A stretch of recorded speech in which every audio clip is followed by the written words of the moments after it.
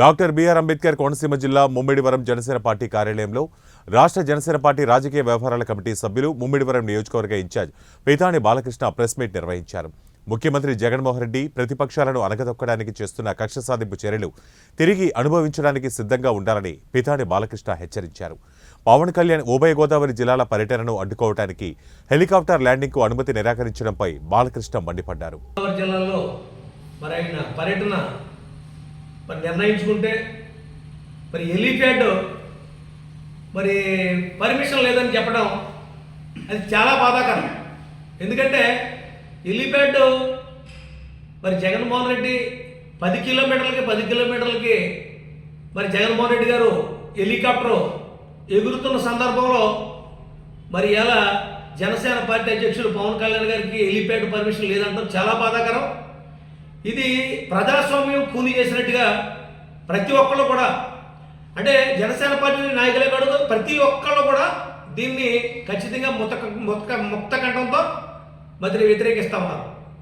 ఇంత దుర్మార్గమైన పరిపాలన కానీ, ఇంత నియంత్రిత పరిపాలన కానీ ఎక్కడ గతంలో ఎప్పుడు కూడా లేదు. అది ఒక జగన్మోహన్ రెడ్డి పరిపాలనని మనం చూస్తూ ఉన్నాం. ఎందుకనంటే ఒక ప్రజాస్వామ్యం బతకాలన్నా, అలాగే ఏదైనా ప్రజలకు న్యాయం జరగాలన్నా ప్రతిపక్షాల గొంతు ఖచ్చితంగా వినిపించాలి. అంతే తప్ప నువ్వు అధికారం ఉంది కదని చెప్పేసి ఇష్టం వచ్చినట్టు చేసుకుపోతే అది కరెక్ట్ కాదు.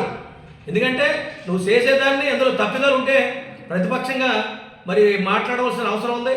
మా అధ్యక్షులు ఎలక్షన్ క్యాంపెయిన్లో భాగంగా మా నాయకులందరినీ మమ్మల్ని అందరినీ కలవడానికి వస్తున్న సందర్భంలో మీరు ఇది చేయడం చాలా బాధాకరం. అలాగే ముఖ్యంగా అధికారులకు చెప్తా ఉన్నాం, ఆర్ఎండ్బి అధికారులు కానీ, అలాగే ఈ పర్మిషన్లు ఇచ్చే అధికారులు ఎవరైతే ఉన్నారో ఖచ్చితంగా దీనికి పరివేశాలను మీరు అనుభవిస్తారు.